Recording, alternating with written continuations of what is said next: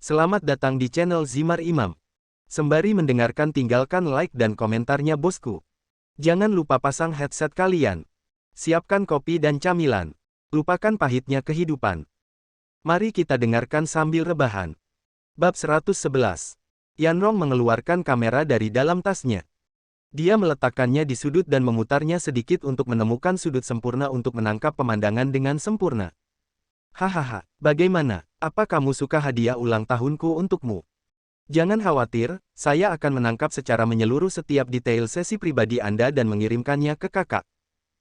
Feng, meski aku sangat ingin melihatmu disetubuhi oleh pria yang berbeda, aku tidak tega mendengar rintihan dan jeritan cabulmu, jadi aku tidak akan tinggal di sini saat mereka menyiksamu, oke? Jangan khawatir, saya akan pastikan Anda perlahan-lahan akan menyukainya.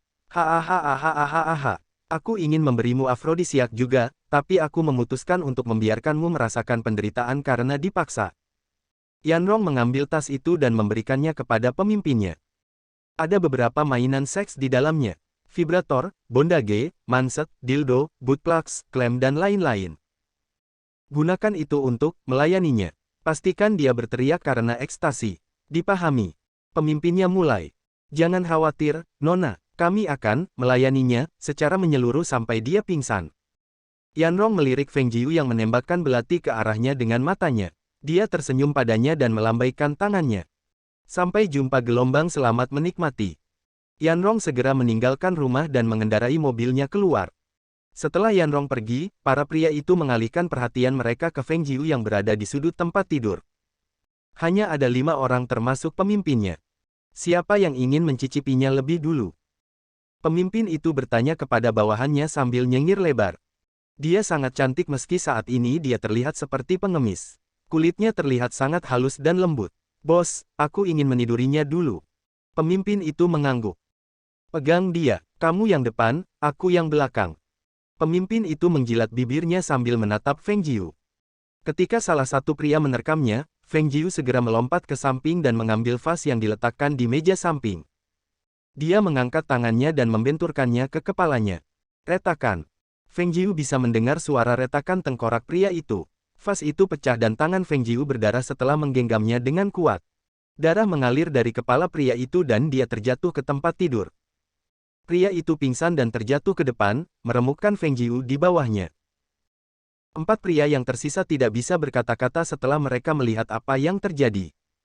Butuh beberapa menit bagi mereka untuk pulih dari keterkejutannya.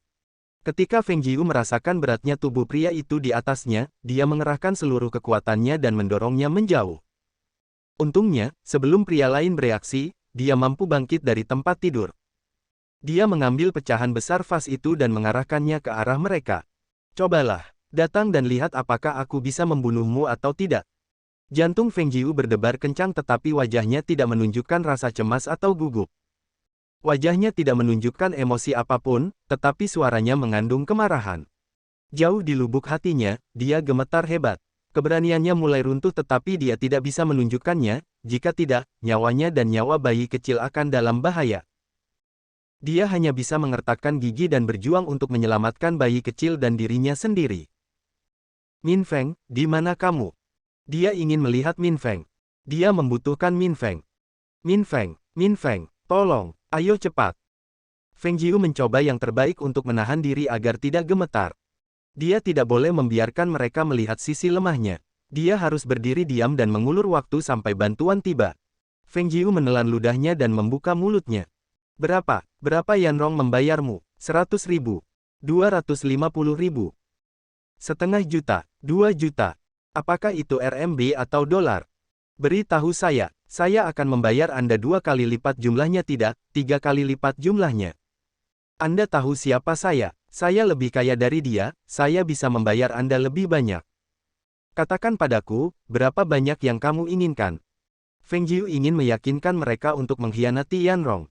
Jika orang-orang ini cerdas, mereka pasti tidak akan menolak tawarannya. Pemimpin itu tertawa. BITCH. Setelah kamu merugikan kakak kami, kamu ingin KELARIKAN dengan membayar kami. Pemimpin menunjuk ke kamera. Bahkan jika kamu tidak mau, kamu tetap akan membayar kami setelah kami selesai menidurimu. Kenapa? Karena jika kamu tidak mau, kami akan merilis video sesi pribadi kami di internet. Apakah kamu pikir kami bodoh? Mengapa kami menginginkan jumlah yang kecil jika kami dapat membayar miliaran dari Anda? Kalian orang kaya yang menyebalkan hanya peduli pada wajahmu, bukan? Apa yang akan dikatakan orang jika mereka melihatmu disetubuhi oleh pria yang berbeda? Berteriak keras dan mengerang mesum sambil disiksa. Pemimpin itu menganggukkan kepalanya dan bawahannya segera berlari ke arah Feng Jiu dan mencoba menarik pecahan kaca dari tangannya. Feng Jiu mencoba menahan cengkeraman mereka tetapi orang-orang itu sangat kuat. Beberapa menit kemudian, Feng Jiu didorong ke tempat tidur sementara para pria mulai merobek pakaiannya. Tidak, berhenti, aku memintamu, tidak. Feng Jiu berteriak sambil menggoyangkan tubuhnya menjauh dari mereka. Orang-orang itu tertawa cabul, tangan mereka mulai membelai tubuhnya. Feng Jiu merasa merinding di sekujur tubuhnya. Dia ingin muntah. Dia merasa jijik dengan sentuhan mereka. Saat dia merasakan ada tangan yang mulai menyusup ke dalam gaunnya dan menyentuh payudaranya. Dia segera menggigit tangannya hingga dia merasakan darah segar di dalam mulutnya. Aahaha. Jalang.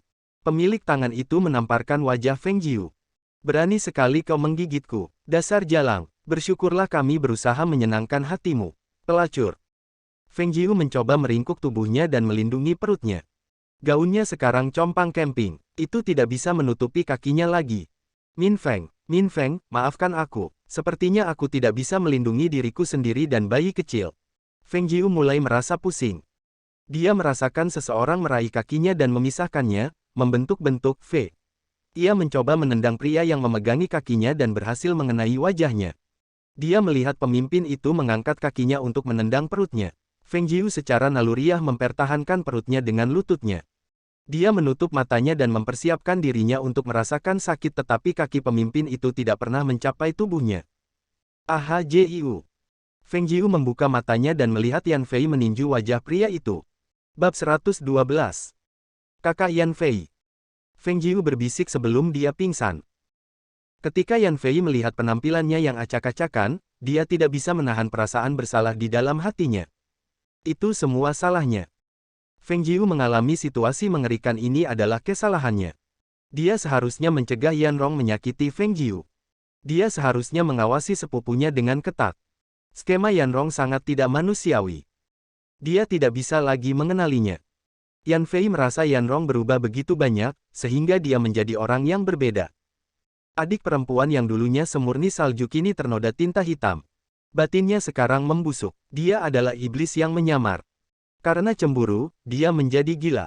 Dia bahkan membunuh seseorang seperti dia baru saja membunuh seekor kecoa. Dia menyakiti orang tanpa mengedipkan mata. Itu salahnya sendiri. Dia seharusnya tidak membiarkan dia melanjutkan hayalannya terhadap Min Feng. Jiu, maafkan aku. Yan Fei segera berlari menuju Feng Jiu. Polisi yang menemaninya segera menangkap orang-orang yang ingin mempermalukan Feng Jiu.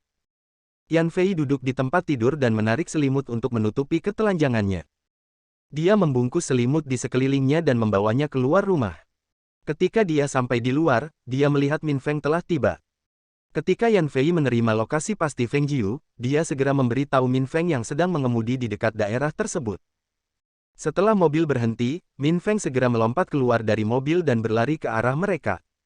Yan Fei hanya bisa menghela nafas. Dia merasa bersalah terhadap mereka berdua. Adik sepupunya lah yang ingin menyakiti Feng Jiu. Karena dia terobsesi dengan cinta Min Feng. Feng Jiu. Ketika Min Feng melihat penampilan Feng Jiu, dia tidak bisa menahan diri untuk tidak mengertakkan gigi. Dia ingin memukul dirinya sendiri karena tidak berguna. Setiap kali sesuatu yang buruk terjadi pada Feng Jiu, dia sebagai suami tidak pernah berada di sisinya. Yan Fei, sebaliknya, selalu menyelamatkannya pada saat dibutuhkan. Apakah aku seberguna itu? Aku bahkan tidak bisa melindungi istri dan anakku. Apa gunanya kekuasaan dan kekayaanku jika aku tidak bisa menggunakannya untuk melindungi wanita yang kucintai? Min Feng menatap Yan Fei yang masih menggendong Feng Jiu. Untuk pertama kalinya, Min Feng merasa dia tidak pantas mendapatkan seseorang seperti Feng Jiu. Dia ingin menarik Feng Jiu dari pelukan Yan Fei tetapi tubuhnya tidak mau bergerak. Dia hanya bisa berdiri di depan mereka tanpa bergerak. Hatinya sangat sakit. Menyaksikan wanita yang dicintainya digendong oleh orang lain selain dirinya membuat hatinya berdarah tiada henti. Namun dia tidak bisa menemukan keberanian untuk menghadapi Feng Jiu.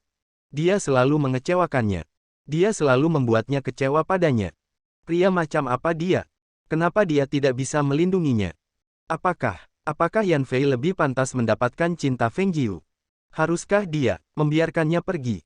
Berikan dia kepada seseorang yang bisa melindunginya. Min Feng mengepalkan tangannya. Dia tidak bisa. Dia egois.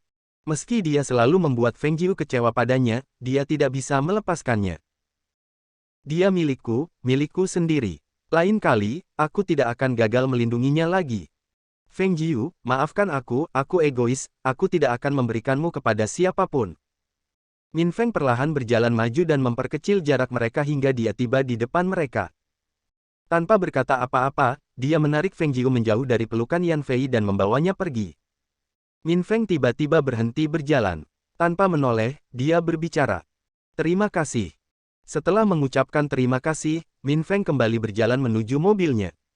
Min Feng, kamu di mana? Feng Jiu bergumam dalam tidurnya. Air mata dapat ditemukan di pipi dan bulu matanya. Kata-kata Feng Jiu bagaikan belati yang mengiris hati Min Feng. Dia mengencangkan cengkeramannya dan berbisik. Aku di sini, aku minta maaf jika aku terlambat. Maukah kamu memaafkanku karena tidak kompeten? Feng Jiu, maafkan aku. Min Feng membawa Feng Jiu ke dalam mobil. Dia duduk di belakang dan meletakkannya di atas lututnya dan menariknya lebih dekat. Dia tahu dia hampir telanjang sehingga Min Feng tidak menarik selimutnya. Bos, bagaimana kabar Nyonya muda? Chen Hao merasakan udara berbahaya berputar di sekitar Min Feng. Dia tahu bosnya sedang sangat marah saat ini. Dia baik-baik saja, dia tertidur. Berapa jumlahnya? Memikirkan pria yang hampir mencemari istrinya yang berharga, mata Min Feng menyipit. Ada 5, salah satunya berdarah karena dipukul di kepala. Kami masih belum mengetahui semua yang terjadi di dalam rumah tetapi kami dapat menemukan kamera di dalam ruangan. Bos, mereka merekam video ketika mencoba memperkosa Nyonya muda. Chen Hao menelan ludah. Jika Nyonya muda benar-benar dinodai oleh orang-orang itu, dia takut tidak ada seorang pun yang selamat dari kemarahan Min Feng. Bahkan dia, mungkin harus menanggung konsekuensi karena tidak melindungi Feng Jiu. Beri aku kameranya. Suara Min Feng penuh amarah. Dia menutup matanya dan menarik Feng Jiu mendekat. Chen Hao mengangguk dan segera masuk ke dalam rumah untuk mengambil kamera. Setelah Min Feng menerimanya, dia tidak membuka dan menonton videonya.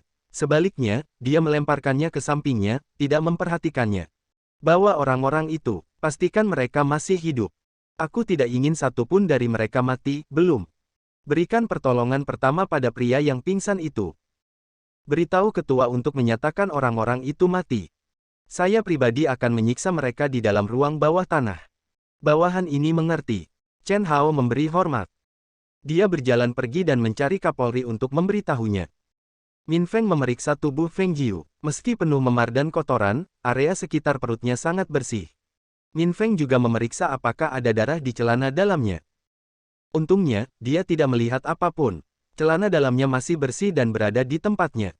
Tetapi meskipun Feng Jiu dinodai oleh pria-pria itu, dia tidak akan meninggalkannya. Feng Jiu adalah hidupnya. Tanpa dia, dia tidak bisa terus hidup. Dia hanya akan menyiksa itu sampai mereka membusuk di neraka. Untungnya, Feng Jiu mampu membela diri. Feng Jiu, sayang, terima kasih telah melindungi anak kami. Min Feng menutup matanya untuk menghentikan air matanya jatuh. Saat dia membuka matanya sekali lagi, matanya kini berisi tatapan tajam saat dia menatap rumah itu.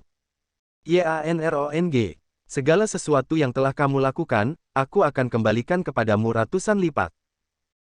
Bab 113. Ketika Yan Fei melihat Feng Jiu dibawa menjauh darinya, dia tiba-tiba merasakan kekosongan di dalam hatinya. Jauh di lubuk hatinya, dia ingin tetap di sisinya meskipun dia tahu bahwa dia tidak punya hak untuk bersamanya. Yan Fei melihat Min Feng membawa Feng Jiu ke dalam mobil. Dia juga melihat Min Feng dan asistennya melakukan percakapan yang menegangkan. Asisten itu memberi isyarat kepada salah satu pengawal Min Feng kepada mereka. Setelah membisikkan sesuatu, pengawal itu langsung mengangguk dan masuk ke dalam rumah. Beberapa menit kemudian, pengawal itu kembali dan berbisik kepada asistennya. Alis asisten itu berkerut dan menoleh ke Min Feng. Min Feng melambaikan tangannya dan asisten itu mengangguk. Sepertinya pengawal itu diperintahkan untuk mengusir mobil itu. Yan Fei tidak mengetahui apa maksud pembicaraan mereka karena Min Feng sangat jauh darinya, tetapi dia tahu bahwa Min Feng sedang memikirkan sesuatu. Saat mobil berbalik, mata Min Feng dan Yan Fei bertemu. Dia tidak tahu kenapa, tapi Yan Fei merasakan rasa bersalah yang tidak bisa dijelaskan di dalam dirinya. Dia tidak bisa terus menatap Min Feng, jadi dia menghindari tatapannya dan berbalik untuk memasuki rumah. Yan Fei tahu bahwa Min Feng segera pergi untuk membawa Feng Jiu ke rumah sakit. Karena yang mereka bawa hanyalah polisi dan pengawal pribadi, tidak ada yang bisa memeriksa kesehatan Feng Jiu. Ketika Yan Fei hampir sampai di depan pintu, seseorang memanggil namanya. "Dokter Yan, mohon tunggu." Yan Fei berbalik dan melihat asisten Min Feng berlari ke arahnya. Asisten itu mengulurkan tangannya dan memperkenalkan dirinya. "Saya Chen Hao, asisten Tuan Lu Min Feng." Yan Fei meraih tangan Chen Hao dan menjabatnya perlahan. "Saya Yan Fei. Tuan Chen, apakah ada yang salah?" Chen Hao menarik kembali tangannya dan menggelengkan kepalanya. "Tidak ada, bosku ingin mengucapkan terima kasih karena telah menyelamatkan Nyonya Muda. Jika bukan karena Dr. Yan, Nyonya Muda kita mungkin akan mengalami sesuatu yang lebih mengerikan dari apa yang dia alami saat ini. Hanya saja, kami ingin bertanya bagaimana Dr. Yan menemukan lokasi Nyonya Muda." Ekspresi Yan Fei tidak berubah. "Saya hanya beruntung. Ketika saya hampir sampai di hotel untuk menghadiri pesta pada menit terakhir, saya melihat seseorang yang mirip dengan Feng Jiu di dalam mobil. Saya kehilangan jejaknya beberapa kali sampai saya tiba di sini dan mendengar seseorang berteriak. Jika Anda tidak memiliki pertanyaan lain, saya akan mengucapkan selamat tinggal." Yan Fei tidak memberi Chen Hao waktu untuk menanyakan beberapa pertanyaan lagi. Dia segera berjalan pergi dan mengendarai mobilnya. Yan Fei bisa merasakan tatapan tajam di punggungnya, tapi dia tidak menoleh. Tanda hubung tanda hubung tanda hubung tanda hubung tanda hubung tanda hubung tanda hubung. Yan Rong sedang duduk di dalam apartemen kosong sambil mendengarkan laporan kilat di televisi. Serangan teroris di Luxury Hotel. Pewaris Feng Internasional masih hilang. Perayaan berubah menjadi bencana. Laporan terbaru. Hahaha. Sayang sekali, wanita jalang yang kamu cari masih menerima pelanggan. Iya, gelombang cheer. Yan Rong tertawa keras dan mengangkat gelasnya untuk meminumnya sekaligus.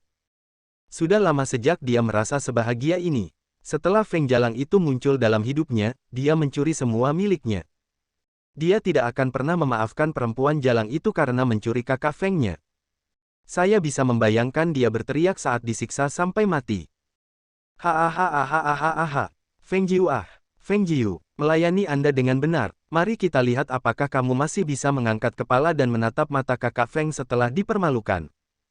Jika Anda ingin mengutuk seseorang, kutuklah diri Anda sendiri karena mengalami delusi.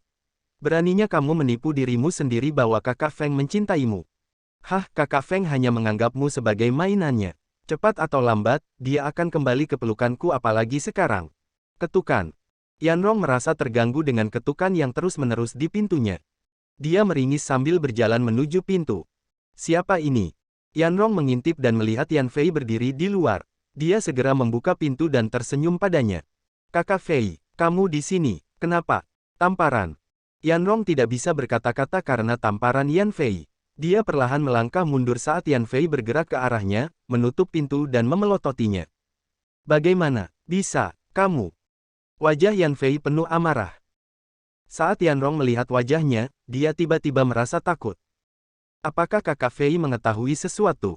Tidak, mustahil. Saya memastikan untuk mengambil segala tindakan pencegahan agar tidak diikuti olehnya. Apa yang kamu katakan, Kak Fei?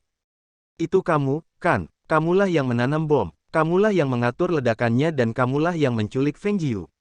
Yan Rong memucat tapi dia masih membantah tuduhannya. Tidak, kenapa aku harus melakukan itu? Kakak, apa kamu meragukanku? Aku sepupumu. Kenapa kamu selalu memikirkan wanita jalang itu? Tamparan. Diam. Apakah kamu tahu apa yang telah kamu lakukan? Fengjiu hampir diperkosa. Ketika Yan Rong mendengar kata-katanya, dia tidak bisa menahan amarahnya. Hampir, kamu. Yan Rong perlahan duduk di kursi. Tiba-tiba, dia tertawa terbahak-bahak. Pelacur itu sangat beruntung. Kapanpun dia dalam bahaya, kakak Fei selalu menyelamatkannya. Cukup. Yan Fei membentak Yan Rong yang menatapnya dengan mengejek.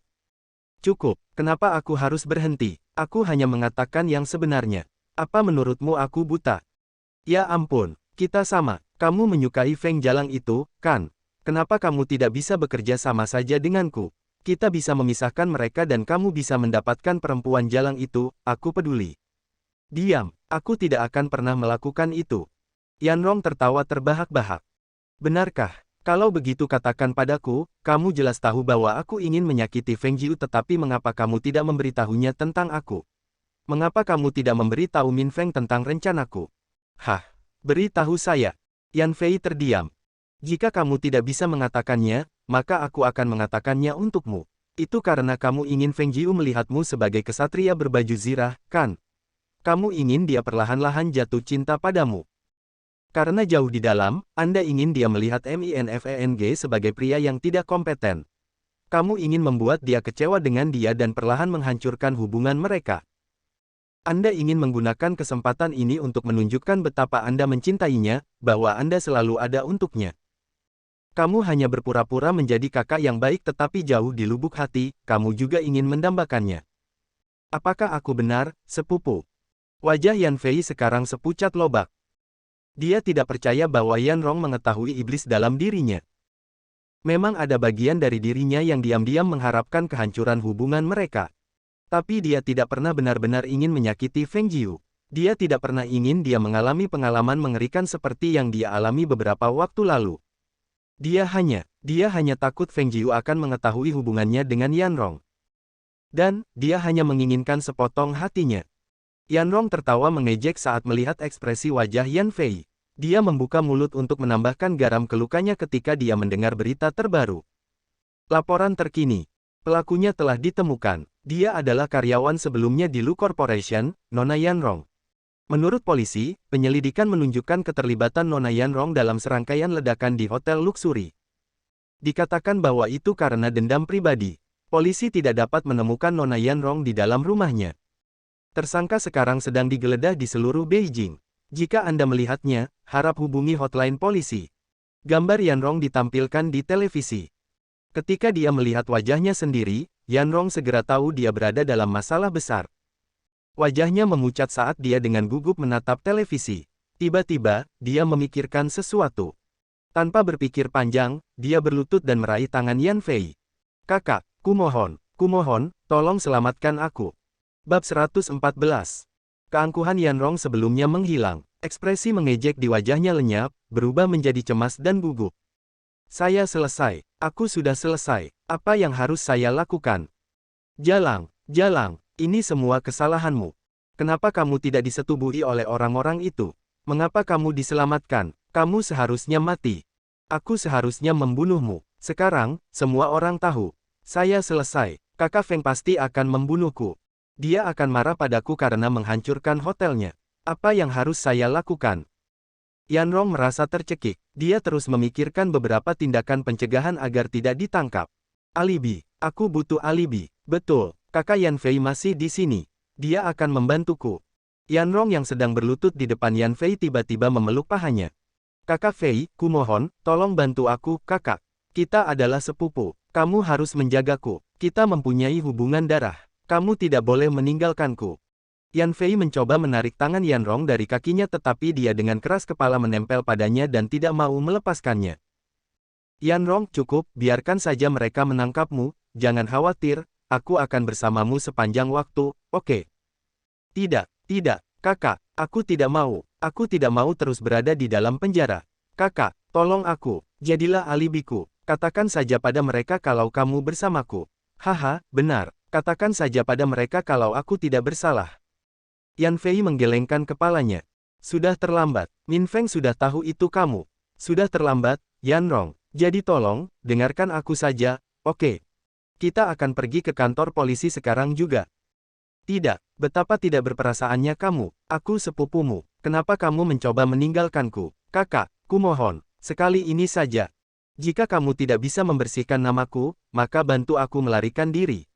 Silakan. Wah, bantu aku melarikan diri. Biarkan aku melarikan diri dari mereka. Saya berjanji, saya tidak akan kembali ke Beijing lagi. Yanrong hanya bisa menelan harga dirinya saat dia memohon bantuan Yan Fei. Jalang, begitu aku melarikan diri, aku pasti akan kembali dan menghancurkanmu sepenuhnya. Hati Yanrong penuh amarah tapi dia tidak menunjukkannya di wajahnya. Dia harus meyakinkan Yan Fei terlebih dahulu dan mengamankan dirinya sebelum membalas Feng Jiu.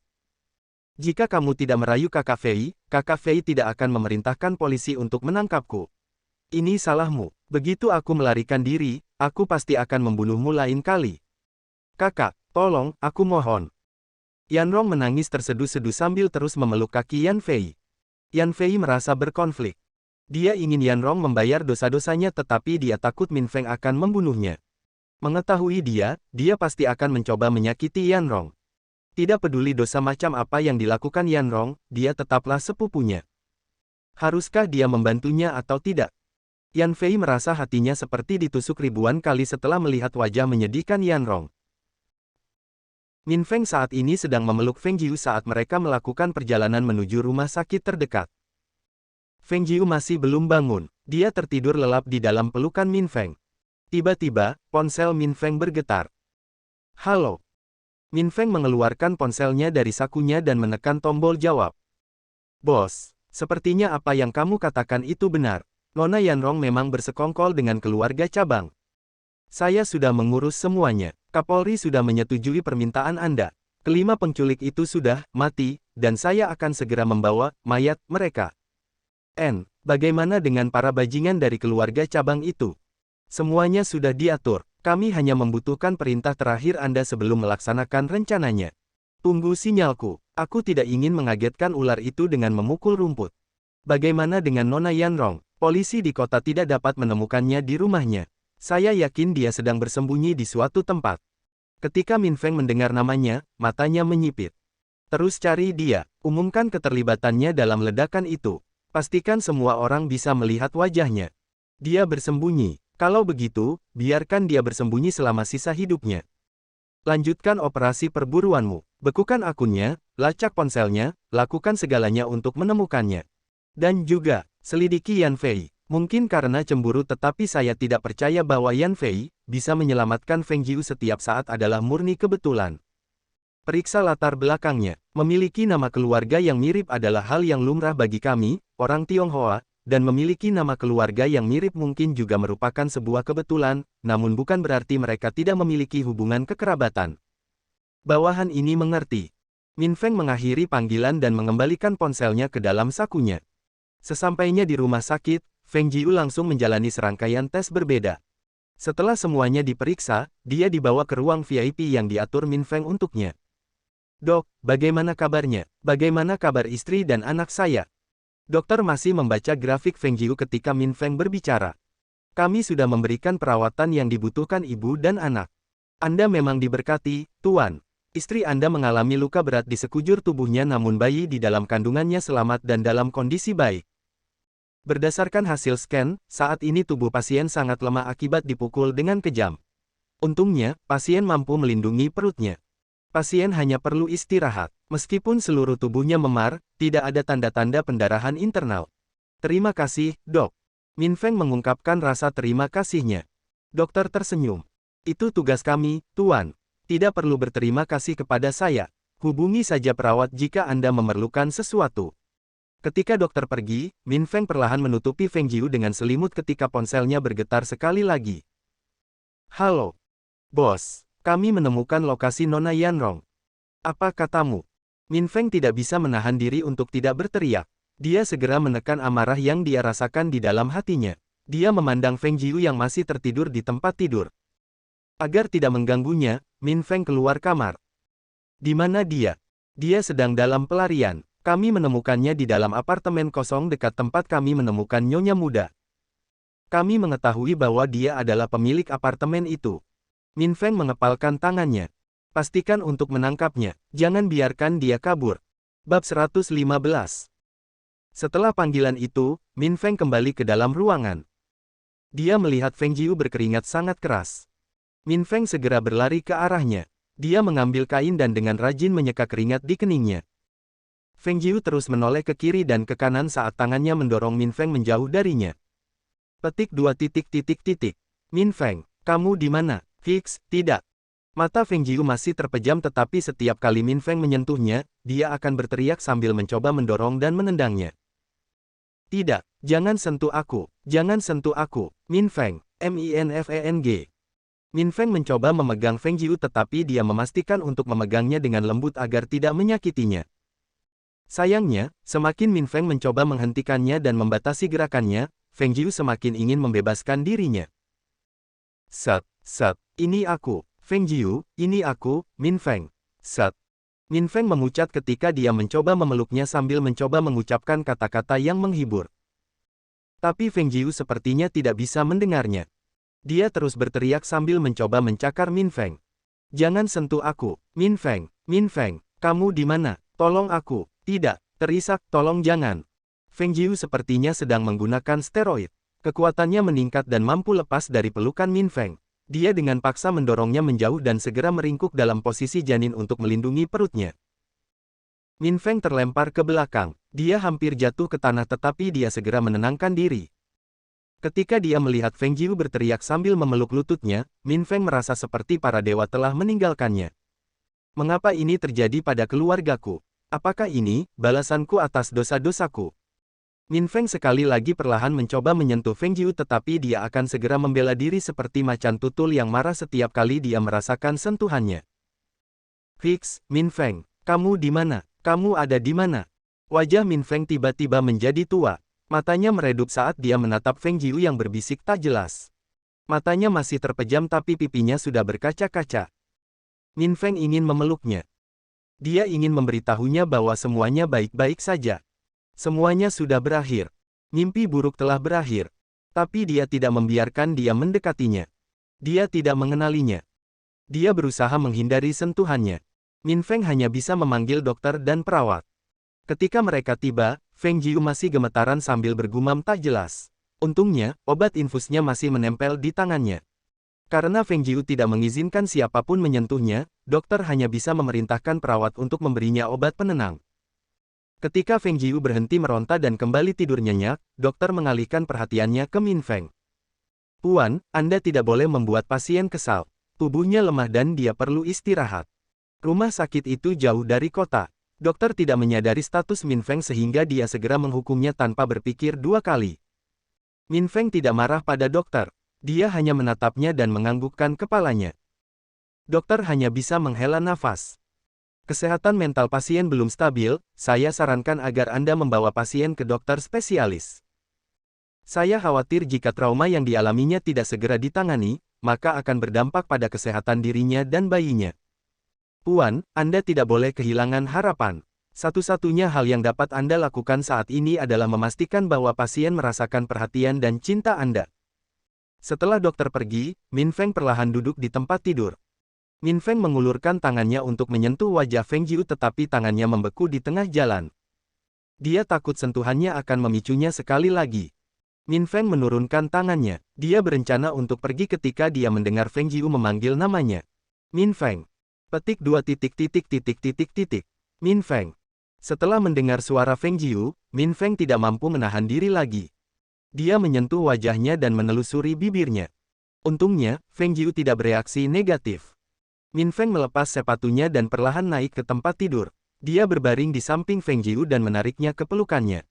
Dia menunggu reaksi keras Feng Jiu tetapi kali ini, dia tidak menolak sentuhannya. Saat merasakan suhu tubuh Feng Jiu, Min Feng tidak mampu mengendalikan dirinya. Dia menangis. Dia perlahan menariknya lebih dekat saat air mata mengalir di wajahnya. Feng Jiu. Kata-kata tidak cukup untuk mengungkapkan apa yang dia rasakan saat ini. Hal buruk yang dia alami adalah karena dia. Dia didorong dan jatuh di tangga karena dia. Anak mereka hampir keguguran. Dia dipermalukan di Charity Ball. Perayaan ulang tahunnya berubah menjadi bencana. Dan sekarang, dia hampir diperkosa dan kesehatan mentalnya tidak stabil. Min Feng merasa dia tidak pantas mendapatkan cinta Feng Jiu.